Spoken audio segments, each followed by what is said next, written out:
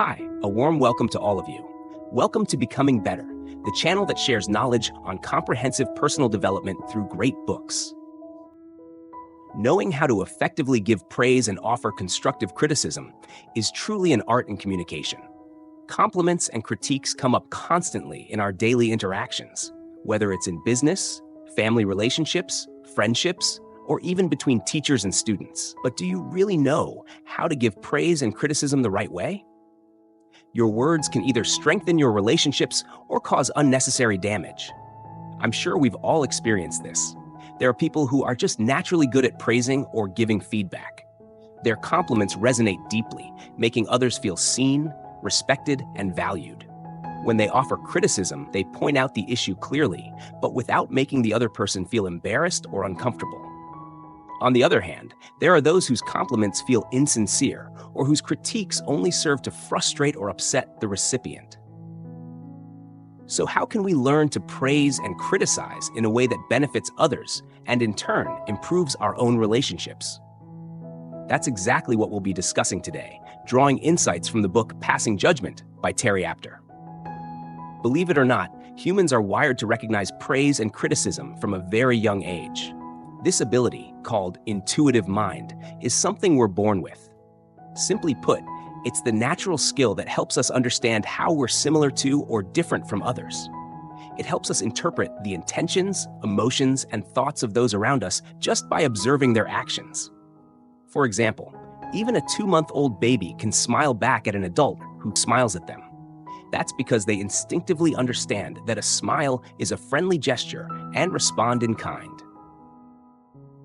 If you already have a child, are expecting one, or plan to raise kids in the future, this is something you'll want to pay special attention to. Understanding the importance of praise is key to applying it effectively, not just in parenting, but also in your communication at work and in life in general.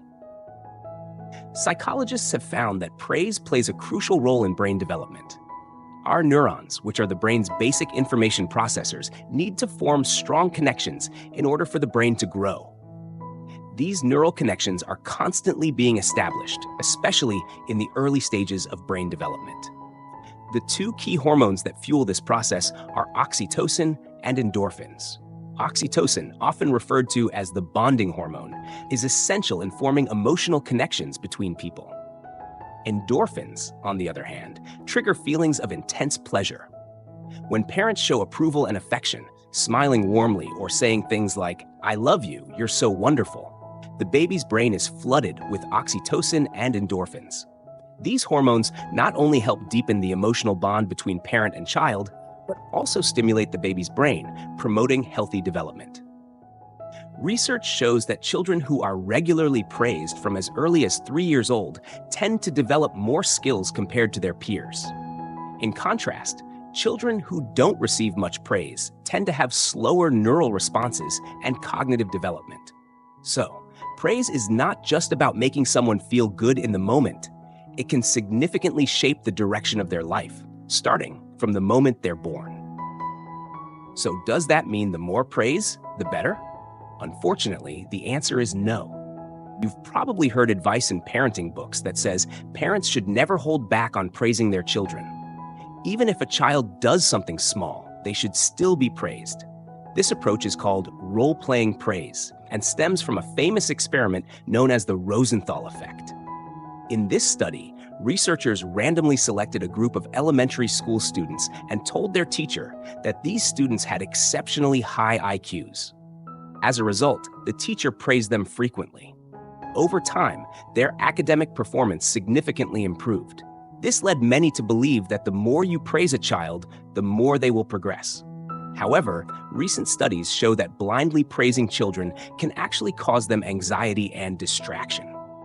In one study that the author personally participated in, she witnessed firsthand how excessive praise led to confusion, anxiety, and even frustration among children.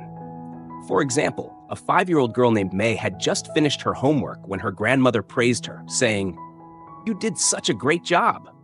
But instead of feeling happy, May burst into tears. In another case, a 7-year-old boy named Steve smashed the clay figure he had just sculpted after his mother told him it looked beautiful. When asked why they reacted this way, May explained that her grandmother's enthusiastic praise made her anxious because she knew she hadn't done her best on her homework that day. She began to worry about how she would live up to her grandmother's praise in the future. Steve, on the other hand, was angry because he wasn't satisfied with his clay figure and wanted his mom to give him an honest opinion, not just a generic compliment. Beyond these examples, psychologists have also observed similar behavior in preschools and elementary schools. Children who are used to receiving constant praise from their teachers often lose focus on their tasks, their minds wandering as they anticipate the next compliment. So, no, more praise isn't always better. It's about giving praise at the right time and in the right way to truly maximize its value. We've talked about praise, but now let's dive into criticism. Have you ever heard someone say, "This is all your fault," or "It's because of you that this happened"?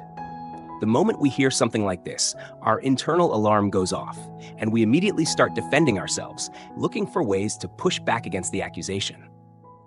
So why are we so sensitive to criticism? Why do we react so strongly to being blamed?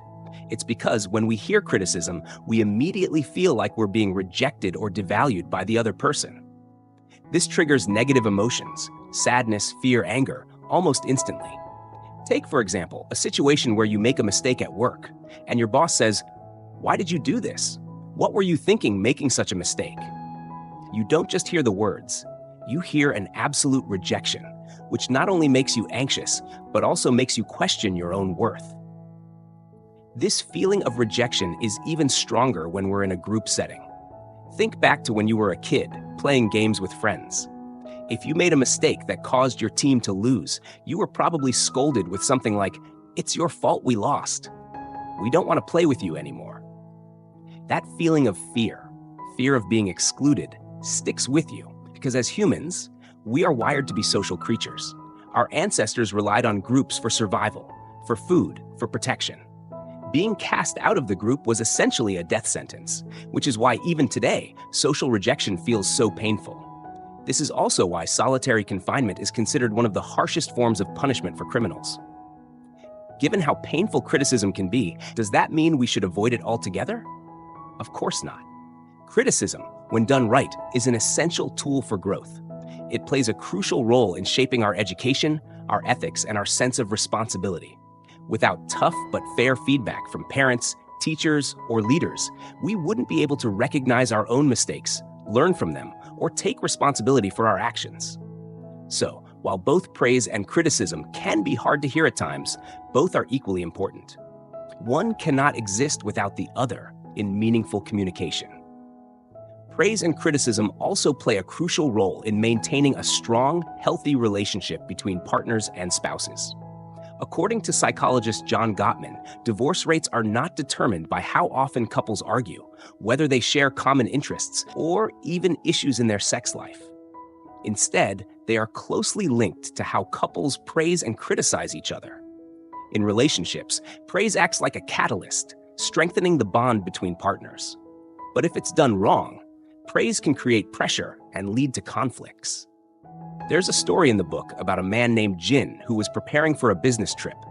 His wife was going to pick up his clothes from the dry cleaners, so he complimented her, saying, "You've always been so thoughtful. I'd be in big trouble without you." His wife was touched by this compliment, feeling that her husband appreciated and valued her efforts. Taking care of her husband was a normal part of their daily routine, but Jin consistently repeated the same compliment, "You've always been so thoughtful." Over time, this praise lost its original meaning and began to feel more like an expectation, a subtle reminder that he hoped she would always be thoughtful. One day, as Jin was getting ready for another trip, his wife told him to pick up his own clothes from the cleaners. Jin responded as he always did, "Can you pick them up for me? You've always been so thoughtful." But this time, his wife exploded in frustration, shouting, "I hate it when you say that." In her eyes, his praise was no longer a genuine expression of gratitude, but had turned into a form of pressure, as if he was using it to offload responsibility onto her. This shows that when praise is given incorrectly, it doesn't strengthen the relationship. In fact, it can lead to tension and conflict between partners. Giving and receiving feedback properly is just as important in relationships with colleagues and friends. When interacting with them, we often have a tendency to hide our judgments or criticisms. For example, when a friend loses their temper and says something harsh, they might later apologize once they've calmed down. While we might still feel a bit hurt inside, we often say, "It's fine, no worries," to smooth things over. Or when a friend boasts endlessly about something, even if it irritates us, we might respond with something like, "Wow, you're amazing." Suppressing negative judgments is often considered a social skill, an unspoken rule in maintaining politeness. Society teaches us that it's courteous to avoid hurting someone's feelings. This is why we tend to hide our criticisms and lean toward giving compliments, even when we don't fully mean them. One common way we soften criticism is by using narrative praise. For instance, if a friend vents to you about being scolded by their boss over a small mistake, you might comfort them by saying, "Your boss just likes to show authority by criticizing others. You're one of the most consistent and high-performing employees here, so don't take it too personally."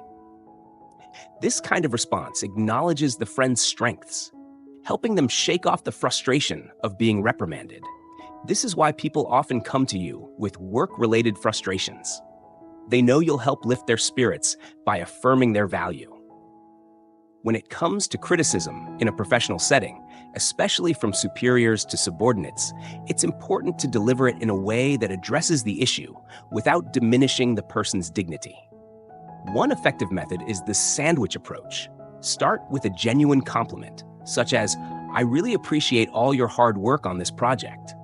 I know you've been staying late to get it done, and last week you even helped a colleague wrap up their own assignment." Then, transition into the critique. "However, I noticed the client report wasn't quite up to par. The client wasn't fully satisfied because it seems you didn't focus enough on their needs and were more focused on sharing your own perspective." Finally, ease the criticism by focusing on future improvement. "This was a great learning experience. Next time, let's prioritize addressing the client's specific requirements." When preparing the next presentation, it might be helpful to discuss it with the team for additional feedback. That way, we can ensure the report meets the client's expectations. By communicating in this way, even critical feedback becomes easier to accept, allowing the other person to acknowledge their mistakes and grow from them. That wraps up everything I wanted to share with you today. I hope this video has helped you understand how to give praise and constructive criticism more effectively in your interactions.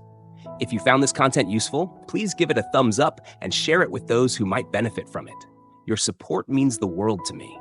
And don't forget to subscribe and hit the notification bell so you won't miss out on any future content.